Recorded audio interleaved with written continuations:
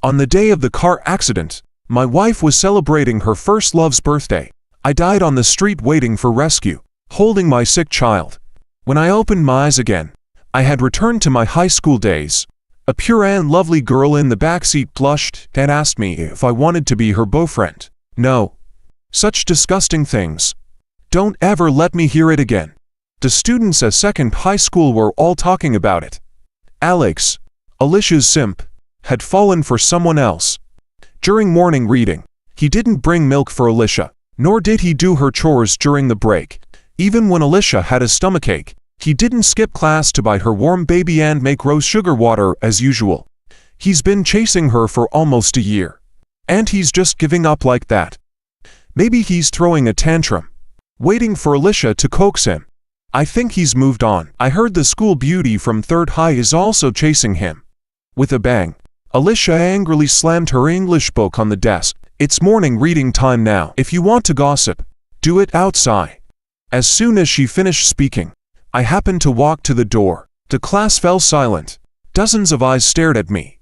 Ignoring them, I walked to my seat, pulled out the chair, and sat down. When I opened my backpack, there were 2 glass bottles of milk inside. I guess the maid at home habitually heated 2 glasses of milk and forgot that I only needed to bring 1 from now on. Alicia's deskmate, Lisa, poked her arm and whispered, "Alex is trying to make up with you. I told you he couldn't hold out for long." Alicia's eyes flickered, but in her sight, I gave the milk to my deskmate. "Here. For you." Martin looked shocked and uncertain. "For me?" I nodded. Then I opened my Chinese textbook and started reading silently. Martin leaned over. Curious. "Gee, why did you start studying?" Without looking up, I said, "I want to get into class next semester." I got into second high with the second highest score in the city, but to be in the same class as Alicia. I deliberately left many questions unanswered during the first monthly exam and moved from class to class F as I wished. But now, I had no reason to stay in this class anymore. Thinking about how the girl behind me had once become my wife 9 years later, but had put sleeping pills in our hungry child's bottle to rush to her first love, causing us to have a car accident on a snowy night on the way to the hospital, I can't forgive her. So, let's end this ill-fated relationship early. At noon, Martin and I went to the cafeteria. After the chef served me the ribs I wanted, he smiled and asked, "What are you getting for Alicia today?" "We have her favorite squirrel fish." I paused, thinking back to my enthusiastic and bold pursuit of Alicia in high school, filling her desk with love letters I wrote, confessing loudly to her on the flag-raising stage despite the principal's warning. Even the cafeteria chef knew her favorite dishes. Everyone knew I liked Alicia. It was almost as if I bashed my head against a wall and never looked back. Now thinking about it, it was all a joke. I shook my head. I'm not getting her food anymore. Paused, and added, I won't be getting it for her in the future either. The chef's hand, which was about to serve the squirrel fish, paused. I pulled Martin and turned to leave. Unexpectedly, I met Alicia at the end of the line. Our eyes met, and she looked stunned. I quickly looked away and left without turning back. Martin whispered, "Alex, what's wrong with you? Why did you suddenly stop paying attention to Alicia?" I sat at the table, mixing the rib soup with white rice. Nothing. I just think it was pretty pointless before. After I stopped centering my life around Alicia, I realized how much free time I actually had. Playing basketball with my buddies, arm wrestling, taking out the old test papers and practice books I had thrown into my desk and finishing them bit by bit. A high school life without constant worrying turned out to be so youthful and wonderful. Several days passed like this, and our school's dance competition arrived. The homeroom teacher told us to go to the playground to cheer for our classmates.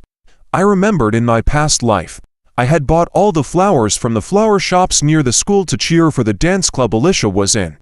I even arranged the petals on the ground to spell out dancers with no boundaries. Chase your dreams. Even though the thorns on the flower branches pierced my palms, leaving them bleeding, I still felt it was worth it. In the end, Alicia's dance team won the competition with a high score. Amidst all the applause and congratulations, her eyes held her teammates and the honor, but not me. So this time, I used the excuse of feeling unwell to ask the teacher for leave and stayed in the classroom alone to memorize English words. Such foolish and ridiculous things. I don't think I will ever do them again in this life. Martin came back halfway through and said to me, "Today Alicia was completely off her game while dancing. Her eyes kept looking at the audience as if searching for someone." After saying that, he looked at me again. "Brother G, could she be looking for you?" "No." I finished writing a line of English words and calmly denied it. At this time, Alicia practically had the words "dislike Alex" written all over her face. Me not going would make her happy. Martin continued to ramble on about the dance competition. I wasn't in the mood to listen, but didn't want to interrupt him, so I used the excuse of going to fetch hot water. Who knew? As soon as I stepped out of the classroom, I saw a few people walking quickly towards me. I was just about to step aside when Lisa, supporting Alicia, shouted at me, "Alex, don't you have a pain relief spray? Hurry up and get it for Alicia. She's hurt." I did prepare a small medicine box because Alicia liked to dance. It contained many imported medicines that couldn't be bought on the market, very effective for injuries. But, in my previous life, she won the competition. So why is she hurt this time? "Alex, why are you just standing there?" Lisa said anxiously. I came to my senses, glanced at Alicia's swollen ankle, and said, indifferently, "It's expired." I threw it away. After saying this, I took my water cup to the water room, not even sparing a glance. What am I thinking? Her injury. What does it have to do with me? The pain I suffered in my previous life was far greater than hers. What reason do I have to feel sorry for her? Behind me, Lisa gasped, and I felt a piercing gaze on my back, as if trying to bore a hole through me. Due to her foot injury, Alicia took a leave of absence and hadn't attended school for 2 days. When my mother heard about this, she had the maid make some bone broth and insisted I deliver it to Alicia to help her recover. Because our families were close friends and Alicia had grown up under my mother's watchful eye, she wouldn't be at ease unless I personally visited and expressed my concern. Despite my repeated protests, I couldn't resist my mother's persistent demands. She even instructed the driver to ensure I was delivered right to Alicia's doorstep to prevent me from escaping halfway. Reluctantly, I took the chicken soup to Alicia's house. It was late afternoon, and the leaves of the sycamore trees rustled in the wind. I wrapped my thin jacket tighter as I got out of the car and saw a white 3-story house. The last rays of the setting sun cast an irritating orange hue over it. It was all too familiar. As a child, I often visited her home, and we even lived together there for nearly 2 years. Every corner of this place was filled with our memories. Her, despondent over a breakup, and me, comforting her despite my own heartbreak. Her, promising to be good to me for life, and me, naively believing her. My heart felt like it was being torn apart. The pain made me tremble all over. After a while, I calmed down, opened the thermos, and the delicious aroma of bone broth wafted out. I put it on the ground and fed it to a stray dog. Such good stuff. She didn't deserve it. After the dog finished the broth, I prepared to leave. Just as I turned around, someone called my name. The voice was childish yet familiar, and I didn't even bother to turn around. Alicia quickly approached me, hobbling on her crutches and nearly falling in front of me. Sweat dotted her fair forehead, and she spoke with a hint of grievance. "Alex, what the hell is wrong with you?" I swallowed the lump in my throat. The girl in front of me, pure and beautiful, was once my favorite. I curled my lips into a cold, indifferent smile. "I don't understand what you're saying." Then I continued walking forward. She quickly blocked my way again, her chest heaving and her lips pale. It was clear that those few steps were painful and difficult for her. "Why are you ignoring me?" Alicia's eyes filled with confusion, as if she wanted to read something from my face. But she couldn't understand. She pointed to the food container on the ground. "That bone broth was for me. Why did you feed it to a dog? You used to insist on coming to my house even when I didn't let you. Today, you didn't come up. I've been injured for days, and you haven't shown any concern. What exactly ... Isn't this better?" I interrupted her coldly. "You find me annoying anyway. Alicia was momentarily stunned, then nodded after a while. Yes. I don't like you clinging to me. I feel happy when you're far away from me.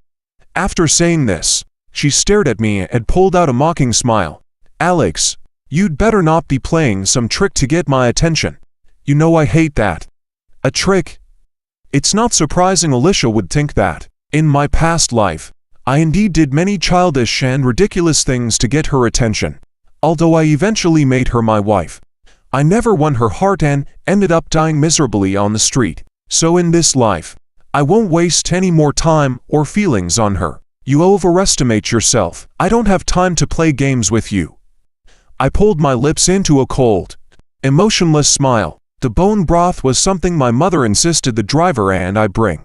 You know how my mother is. Just pretend you drank it and don't give me any trouble. Alicia's eyes were filled with disbelief. You think of me as a dog? I shrug. If that's what you think, I can't help it. After saying this, I didn't give her a chance to argue and walked away. Seeing her in class every day was hard enough. Now I just wanted to disappear.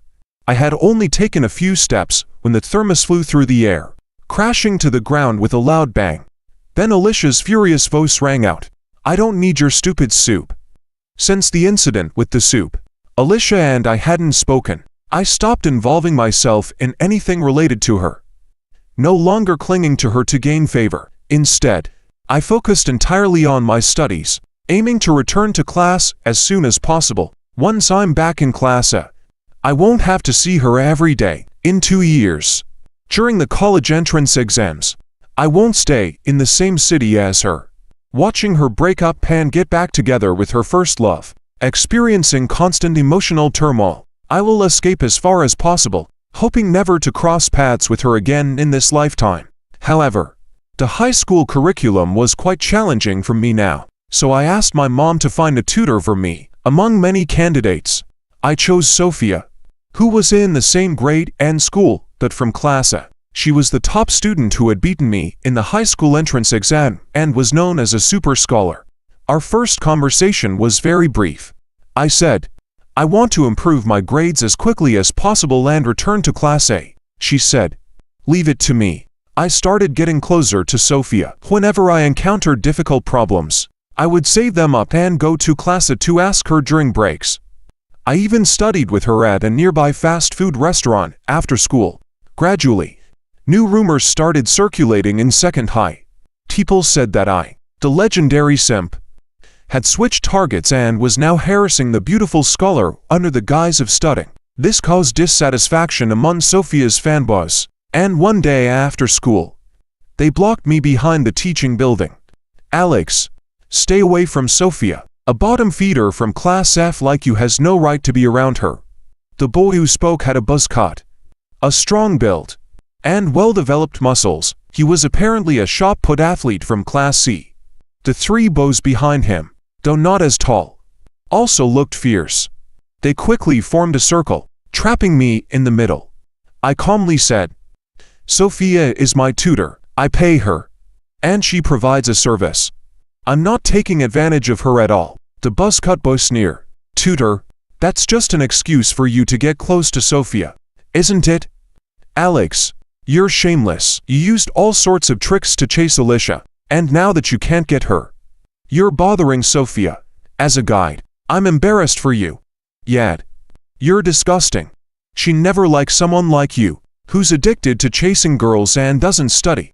Sophia is a good student. If her grades drop because of you, affecting her future college prospects, can you take responsibility? I felt a bit speechless. Yes, I admit I used to be a bit of a lovesick fool, but I've mended my ways and am focusing on my studies now. How could Sophia tutoring me cause them such displeasure? Besides, I'm paying for the service. Enough talking. The buzzcut boy lost his patience, took a step forward, and bumped his chest against mine. If we don't teach you a lesson, you won't realize your mistake. With that, the other boys rolled up their sleeves, ready to act. What are you doing? At that moment, Sophia arrived, grabbed my wrist, and pulled me to her side. She was small, with a cute bun, but stood straight with an air of unassailable authority. The boys immediately dropped their fierce looks when they saw her. even showing some innocent charm. They change expressions faster than a Sichuan opera face change. Sophia, don't be fooled by Alex. He's just a playboy. He couldn't get Alicia. So now he's after you. We're doing this for your own good. If this loser from Class F affects your studies, what will you do? He just wants to date you. Unlike us, who genuinely care about you. Sure. They call me a playboy while trying to butter her up. Sophia cut them off sharply. Alex is my employer. Her loud voice even surprised me. She stood in front of me, announcing boldly, I rely on him for my livelihood. Anyone who cuts off my source of income will face my wrath. A middle schooler acting tough. With that, she pulled me away quickly under their astonished gazes. Once out of the school, she inspected me closely, turning my arm this way and that. Did you get hurt? I shook my head. She sighed in relief. Good. I'll handle those guys. They won't bother you again. You won't stop letting me tutor you because of this, will you? I dare say no one can teach you better than I can. Seeing my silence, she got a bit anxious. I'll take care of your classroom duties. I'll also fetch hot water for you until you graduate. From now on, you're under my protection.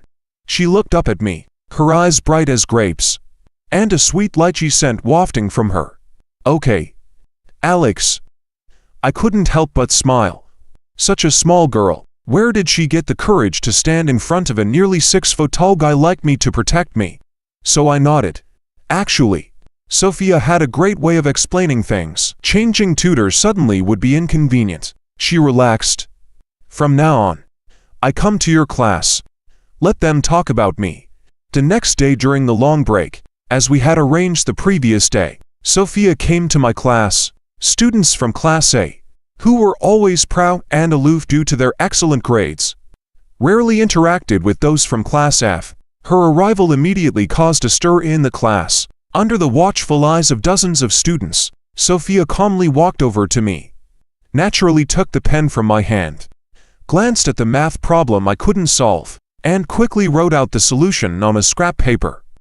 I gave her a thumbs up in admiration. A top student is indeed a top student. Behind me, Lisa nudged Alicia's arm and whispered, That's Sophia, the one who's been close to Alex lately. Alicia snorted coldly and turned her head to continue touching up her makeup. But after just a few seconds, she sat up straight and kicked the leg of my chair hard. Pouting in dissatisfaction, she said, Alex, you're disturbing my rest. I frowned at her. I had been silently looking at the problem and hadn't made a sound. Moreover, the entire class was nosy with chatter and play. There were plenty of noses louder than mine, so I ignored her and continued discussing the problem with Sophia. Suddenly, a ballpoint pen flew from behind and hit my notebook, leaving a long black line. Damn it! I had just solved that problem. Alicia leaned back in her chair, arms crossed, looking defiant. We in Class F don't welcome people from Class A. Be sensible and leave. A bottom of the classroom doesn't welcome a top student. That's just picking a fight. I took a deep breath and retorted, Alicia, if you're sick, take medicine. Don't act crazy here. Alicia's face darkened completely, her big eyes glaring at me. Lisa and Martin beside her gasped in shock. I glared at her, then turned to pack up my books. Sophia, let's go to the rooftop. Don't mind the lunatic. After saying that, I grabbed Sophia's hand and walked out. The nosy classroom fell silent, and all eyes were on us. Behind me, Lisa whispered, Wow, is he really with Sophia? Alicia looked complicated but said nothing. Due to Alicia's outburst, the long break was almost over. Sophia and I agreed to meet at the milk tea shop after school to study. However, when evening came and I was packing up to leave, Alicia appeared at the classroom door. Given her behavior during the day, I didn't want to waste words and prepared to ignore her. She blocked my way. I heard you want to get into Class A. I replied impatiently, Yes, so what? I'll help you find a tutor, she said, her voice unusually gentle and sweet. The best one. No need. I have Sophia. Alicia's expression turned sour, pouting in anger. What does she know? More than you do. I brushed past her without looking back. Under Sophia's tutoring, my grades improved rapidly. Several small tests yielded good results, but I was still some distance from returning to class. One day, while working on a physics test, Martin ran back with a bag of snacks. I heard we're getting a transfer student. My pen paused. By my calculations, he should be arriving soon. The class bell rang, and just like in my past life, Alicia helped him into the classroom. He had gotten lost on his way to report to Class F and was hit by a basketball, injuring his leg. I looked at Ito Makoto's face, which wasn't particularly handsome. He wasn't smart, but he was manipulative and opportunistic. Yet, such a person made Alicia defy her parents' orders and even protest by going on a hunger strike just to make him her boyfriend. I witnessed their entire process of flirting, dating, breaking up, reconciling, and finally breaking up again. I took advantage of her vulnerability back then. Alicia, deeply hurt, drank herself into oblivion, and I stayed by her side. I accompanied her when she drank, smoked, and suffered from insomnia. When she cried, I cried.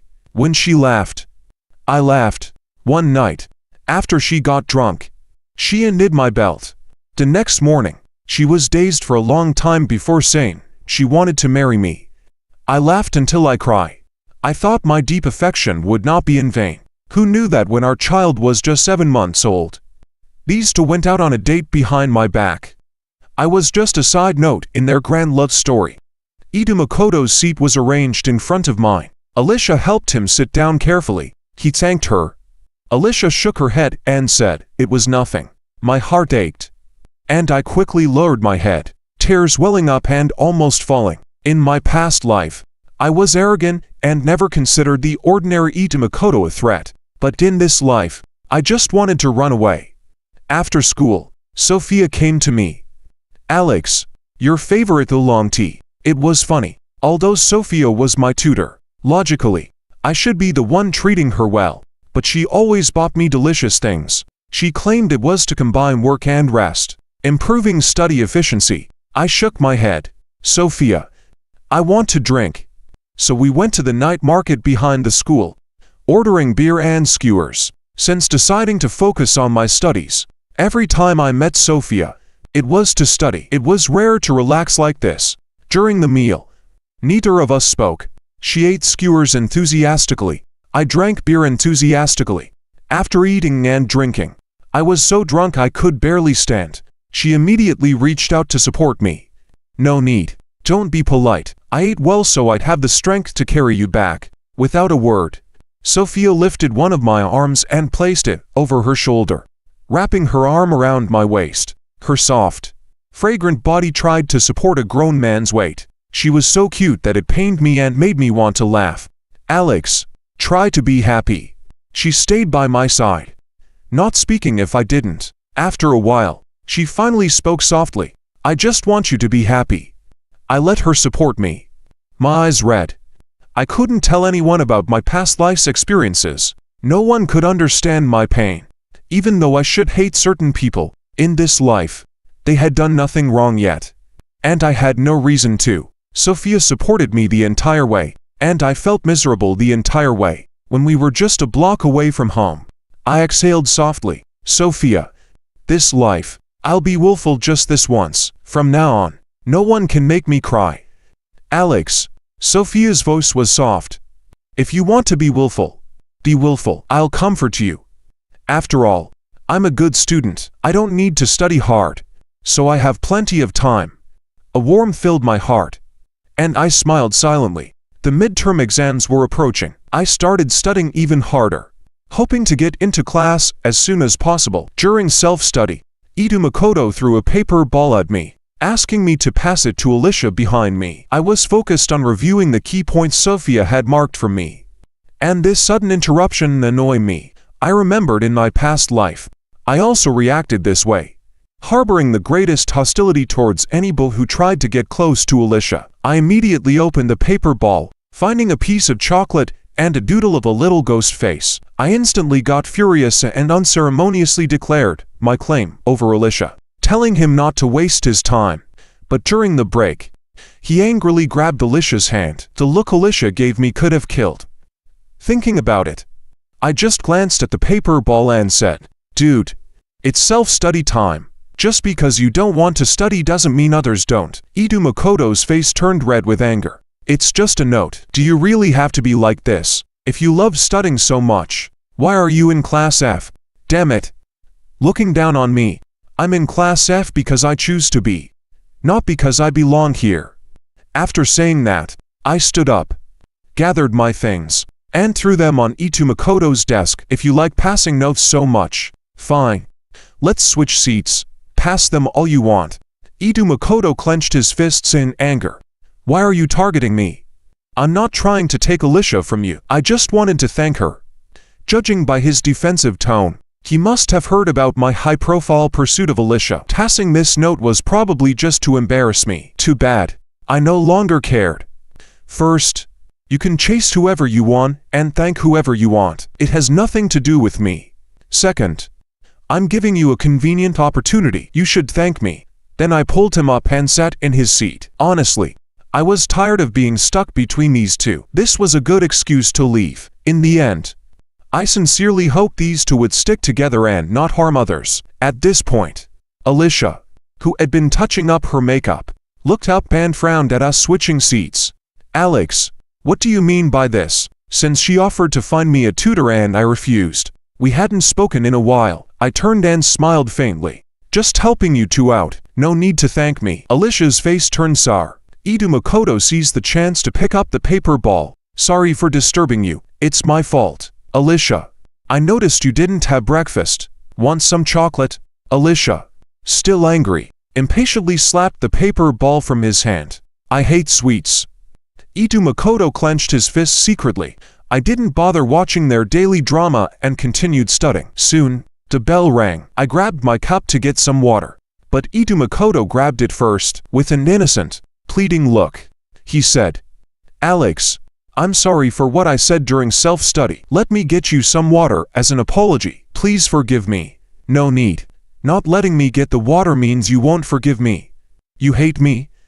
My temples throbbed. Talking to this guy was exhausting. "I just want to be friends," he continued, shaking the cup. "Don't worry, I'll be quick." Ignoring my protest, he ran out. Martin was puzzled. "Is he okay?" I shrugged, showing I didn't understand. About 5 minutes later, Ito Makoto came back with hot water. "Alex, here you go." As I reached for it, he let go early, deliberately tipping the cup towards him. The steaming hot water spilled out, scalding his hand. Ito Makoto screamed in pain. "Alex, I just wanted to be friends. Why won't you forgive me?" His shout drew the entire class's attention. Can you believe it? A 16-year-old playing such childish, disgusting tricks. I used to think that despite his poor background and academic performance, there must be some unknown charm in him that made Alicia so deeply in love with him. But seeing this now, I was about to lose my temper when Alicia rushed over. "What happened? Where did you get burned?" Ito Makoto showed his red, scalded hand. "I'm fine. Don't blame Alex. He didn't mean it." To my surprise, she ignored Ito Makoto and came straight to me, checking my hand carefully. Compared to Ito Makoto's red, scalded hand, I only had a few red spots. "Are you blind?" Alicia yelled at Ito Makoto. "Can't even hold a cup of hot water properly." Her words stunned both Ito Makoto and me. Alicia forcefully dragged me to the infirmary. The doctor's exact words were, "If you had come any later, the wounds would have healed."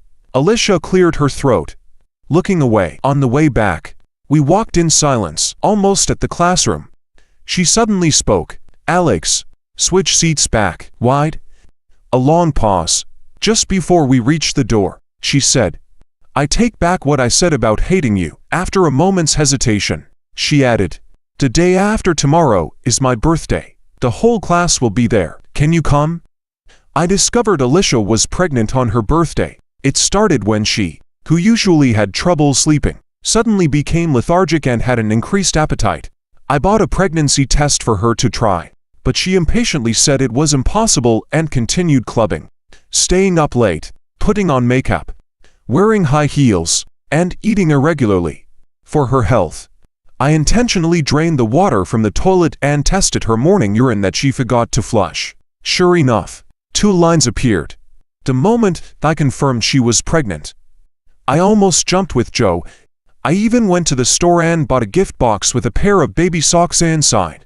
I thought this was the best gift from heaven for Alicia and me. She was willing to carry our child, and I wanted to give her a home, to stay with her forever, to give her my life.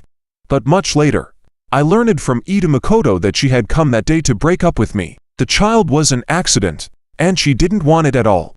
But she couldn't tell if it was my child or Ida Makoto's. If it was Ida Makoto's, she was happy. If it was mine, she hated it. Unfortunately, it didn't turn out the way she wanted. The child was mine. Memories can be painful. I rubbed my temples. I have something to do. I can't go. The person behind me stopped. Her voice sweet and slightly pleading. It's at the manor we used to go to. I'll wait for you. I have something very important to tell you. I realized Alicia and Ida Makoto were both the same. They couldn't understand human words. I didn't respond and went straight into the classroom. The days quickly passed. And soon it was 2 days later. All my classmates had prepared birthday gifts for Alicia. Lisa had prepared a crystal ball, and Martin put a bag of crunchy noodles in an empty box. He sneered at me. Alicia used to bully you. Giving her a bag of crunchy noodles is more than she deserves. I smirked, then turned to see Ida Makoto place a hairpin in a paper bag. No logo, crudely made, likely bought from a roadside accessory shop. Too bad he didn't know Alicia never wore unbranded items. I continued my classes, took notes, and did my homework until school ended. Everyone went to the car Alicia's family had sent. I avoided the crowd, went to an empty corner, took out a paper airplane from my pocket, and burned it with a lighter. In this life, I decided to cut my losses early, stay away from toxic people, and live my life well. I'm doing great. And my future should be fine too. The only regret is the child who was hated by his own mother and died in a car accident. The fire quickly consumed the paper airplane. I thought, if I have a chance to fall in love and get married in this life, please come back and be my child. I'm strong and clear-headed now. This time, I'll protect you. I went home, curled up in bed with a book, and it started to rain heavily outside. At midnight, Alicia called me. I turned off my phone. In the middle of the night, my mother woke me up, saying Alicia was in the yard. I glanced at the clock on the wall. It was 3 in the morning. The rain hadn't stopped. I went outside. She stood in the drizzle, her hair sticking to her face, her eyes covered with a layer of moisture. Her first words were, "Why didn't you come?" Holding an umbrella, I stood 5 or 6 steps away, not wanting to get closer. The umbrella was small, and I didn't want to share it with her. I never said I would come. Alicia closed her eyes, took a deep breath. Fine. It doesn't matter. She opened her eyes, went to the car to get a cake, and brought it to me. I waited for you to blow out the candles. I didn't move, watching the rain drip from her hair, her lips turning blue with cold, but I didn't feel any sympathy. Our eyes met, and she saw the coldness in mine. Her smile faded, and she sighed. "Alex, can't you just give in, please? Please show some mercy and acknowledge me. Don't look at me like that." My eyes fell on the cake in her hands. In the past, I was always the busiest on her birthday, choosing gifts, baking the cake, writing cards, decorating the venue. I never expected anything in return, nor did I hope to blow out the candles with her. I just wanted her to be happy. I don't know why this Alicia suddenly started caring about me in this life, but belated affection is worth less than grass. I no longer cared. Alicia, don't you understand? I don't like you anymore. Not only do I not like you, but I also don't even want to be friends with you. My words left her stunned. What? I switched seats with Ida Makoto to stay away from you. I aimed to get into class to be far from you. I used to like you, and it troubled you. I realized my mistake, and I've changed. Alicia shook her head vigorously. No, it's not like that. Alex, I like you. From the moment you ignored me, I realized my mistake. I wanted you to come to my birthday party to confess to you. I prepared flowers, fireworks, A 3,000-word love letter. Too late. Or maybe I'm just too vengeful. I learned my lesson after one heartbreak. Alicia, let's end it here. Don't come to me anymore. Our ties end here. Right now. The rain pounded on the umbrella without hesitation. I turned and walked back inside. I was so stingy this time. I didn't even leave her the cheap umbrella. The midterm exam results came out quickly. I made it to the school's top 10 and was honored on the honor roll, successfully returning to Class A. On the day I packed up, Martin hugged me, crying, "Brother G, I'm really going to miss you. Once you go to Class A, we won't see each other as often." I gently punched his shoulder. "I'll come back often to see you. You should work hard too. If you get into Class A, we can be deskmates again." Martin wailed, "You might as well kill me now." Lisa gave me a notebook, hoping I would study hard and make progress every day, becoming the pride of Class F. Many other friends who had played with me also said a few words, gave me snacks, and some small trinkets. After saying goodbye to everyone, I prepared to leave with my backpack. Alicia, who had been silent, came over and wanted to see me off. "No need." I refused. Alicia's outstretched hand froze awkwardly. At that moment, Sophia walked in from outside, naturally linking her arm with mine, and under Alicia's jealous gaze, escorted me to Class A. At the door, she entered first, hung my backpack on the desk beside her, and patted the chair. Her eyes curved in a smile. "Alex, welcome back." I smiled, sat down next to Sophia, and extended my hand to her. "Nice to meet you again, Sophia. I'm Alex from Class A." 2 years passed in a flash. During this time, Alicia occasionally came to Class A to find me. She brought me meals, water, and an umbrella when it rained. She pursued me as fervently and unconditionally as I had pursued her in the past, but I gave no response. The greatest kindness I could offer in this life was not to hate or seek revenge. I put all my energy into improving myself. My goal was to avoid any more entanglements with these people and not repeat the tragedies of my past life. After the college entrance exams, Class F organized one last gathering, where Alicia got drunk. With red eyes, she cautiously approached me, hesitated for a long time, and finally asked, "Alex, I just want to know, back then, you liked me so much. Why did you suddenly stop liking me?" I thought for a moment and softly said, "I had a dream. In the dream, you weren't very good to me." I rambled on a lot, and strangely, recounting it now, I felt no emotional stirrings.